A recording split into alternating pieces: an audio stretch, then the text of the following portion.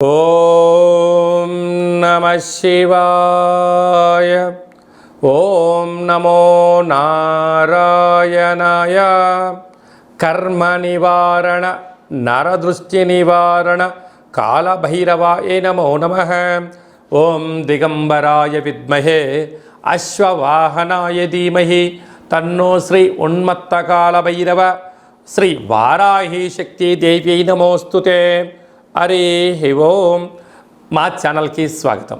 చూస్తున్న వీక్షకులకు ప్రేక్షకులకు ప్రియ కాళభైరవ భగవద్బంధులకి స్వాగతం పలుకుతూ మమ్మల్ని ఎంతగానో ఆదరిస్తూ ఉండబడినటువంటి ప్రియ సోదర సోదరీమణులకు స్వాగతం పలుకుతూ అందరిపైనను శ్రీ ఉన్మత్త కాళభైరవ స్వారికి ఆశీస్సులను కోరుకుంటూ ఎవరి గృహంలో కూడా కలతలు లేకుండా అష్ట కష్టాలు లేకుండా అష్ట ఐశ్వర్య ప్రాప్తిని కలిగించాలని కోరుకుంటూ వారు విద్యార్థులైతే విద్యార్థులు విద్య, ఉద్యోగస్తులైతే ధనము, వ్యాపారస్తులైతే వ్యాపార ఆకర్షణ కలిగి అన్నింటా విజయం సాధించాలని ప్రార్థన చేస్తూ కాళభైరవ స్వామి వారిని ఆశీర్వదించమని మనసారా కోరుకుందాం.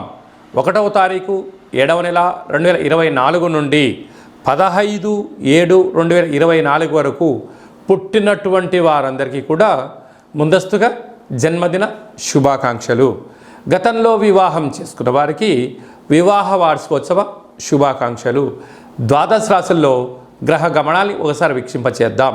సింహరాశి వారు జ్యేష్ఠమాస అమావాస్య తిథి సందర్భంగా శుక్రవారం ఆరుద్ర నక్షత్ర సందర్భంగా అమావాస్య వచ్చినప్పుడు ఎలాంటి విధులను పాటించాలో ఈ వీడియోలో సవివరంగా సంపూర్ణంగా తెలుసుకుందాం.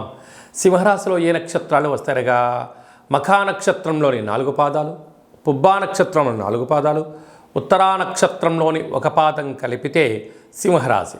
చాలామందికి డేటా బర్తులు సక్రమంగా లేనటువంటి కారణం వలన పేరు యొక్క మొదటి అక్షరాన్ని అనుసరిస్తూ ఆ రాశిని తెలుసుకునే ప్రయత్నం చేద్దాం.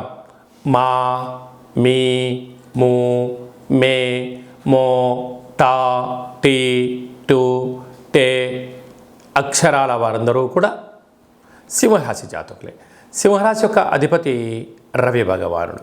వీరికి ధనావాకు కుటుంబ స్థానంలో కేతు సంచారం చేయడం వలన వీరు చేస్తున్న ప్రతి విషయంలో ఏం జరగబోతుందో మీరు ముందే అంచనా వేయగలరు. కనుక ఎతడి వ్యక్తులు ధర్మంగా మాట్లాడుతున్నారా, అధర్మంగా మాట్లాడుతున్నారా, వారి సొంత లాభం కోసం మాట్లాడుతున్నారా, సమాజ శ్రేయస్సు గురించి మాట్లాడుతున్నారో అంచనా వేయడంలో సింహరాశి జాతకులు ముందు వరుసలో ఉంటారని చెప్పి గమనించాలి. కనుక ఇలాంటి కాల సమయంలో ఎవరిని అనొద్దు, అనిపించుకోవద్దు. దానివలన మీకు రాబోయే కాలంలో సభల యందు, సమావేశాల యందు అద్భుతమైనటువంటి మీకు సన్మానం జరగబోతుందని చెప్పి గమనించాలి. సప్తమ స్థానంలో శని భగవానుడు స్వక్షతకారకుడు అవ్వడం వలన ప్రేమికుల మధ్య, భార్యాభర్తల మధ్య, నూతన వృత్తి ఉద్యోగ వ్యాపారస్తులతో కొత్త కొత్త పరిచయాలు కలిగినప్పుడు వీలైనంత వరకు మీ లిమిట్స్లో మీరు ఉండే ప్రయత్నం చేయండి. బార్డర్ని క్రాస్ చేయొద్దు. మితిమీరిన వేగం పనికిరాదు అని చెప్పి గమనించాలి.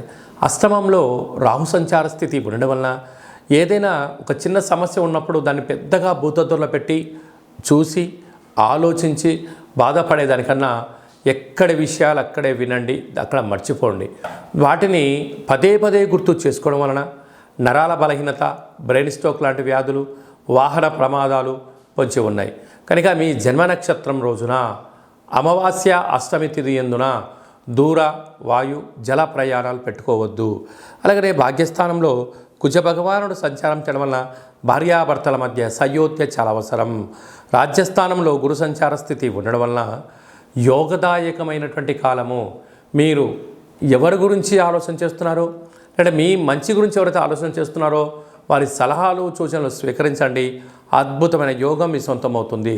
లాభస్థానంలో రవి భగవానుడు ఏడాది తర్వాత మిథున రాశిలో సంచారం చేయడం వలన మీరు అనుకుంటున్న అన్ని పనులలో విజయం మీ సొంతమవుతుంది.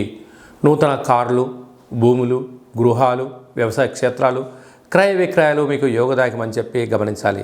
కనుక ఈ అమావాస్య తిథి యందున వీలైతే తెల్ల జిల్లెడి వృక్షం దగ్గర ఒక దీపం పెట్టి రావడం, శివాలయంలో రుద్రాభిషేకం చేసుకోవడం, కాళభైరవ స్వామి వారి దగ్గర కూష్మాండ దీపం పెట్టుకోవడం, ఒక సౌభాగ్య ముడుపు కట్టుకోవడం, కుక్కలకు ఆహారాన్ని ప్రసాదంగా ఏర్పాటు చేయడం, కాకి పక్షులకు, కాకులకు కానీ, పావురాలకు కానీ, పిచ్చుకలకు కానీ ధాన్యాన్ని ఏర్పాటు చేయడం వలన రుణ సమస్యలు, రోగ సమస్యలు తొలగిపోతాయని చెప్పి గమనించాలి.